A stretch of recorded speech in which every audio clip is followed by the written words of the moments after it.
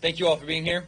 Appreciate your coverage of this. This is the most important thing to the House Republicans and the most important thing to the American people. Today, President Biden is going to Brownsville, Texas, to see the crisis at the border. It's disheartening to know that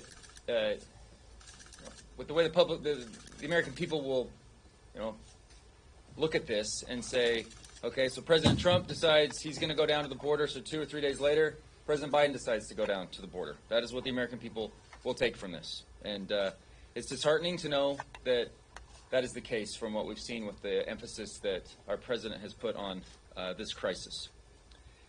Given the devastating crisis that has unfolded at our border and seeped into communities, this should not be the president's, it shouldn't be only his second visit to the border.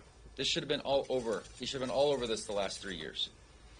I think a very important aspect to recognize is also the political play here for President Biden. Brownsville can hardly be considered one of the most challenging immigration areas.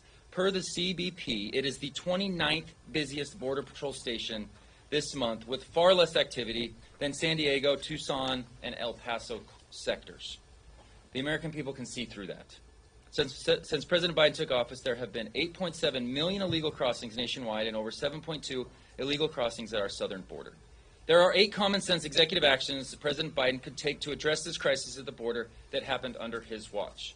Our Speaker has articulated those. You all have that information, from end, catch, and release, reinstate remain in Mexico, down to use expedited removal and taxpayer-funded benefits for illegal aliens. It's 8 very simple things that President Biden could do today to help alleviate the cartels from being able to run the border the way they are. As we saw with the tragic death of Lake and Riley last week at the University of Georgia, negligent immigration policies threaten the safety of our communities. House Republicans have remained committed to addressing our border crisis by passing H.R. 2, by constantly communicating about this, by constantly going and being at the border and showing the American people the tragedy and the crisis that is going on. This bill, H.R. 2, all the provisions within it are the strongest border security that the U.S. House has ever put together. It is past time the Biden administration takes real steps to end this crisis seriously, rather than stage these types of photo ops that we'll see today.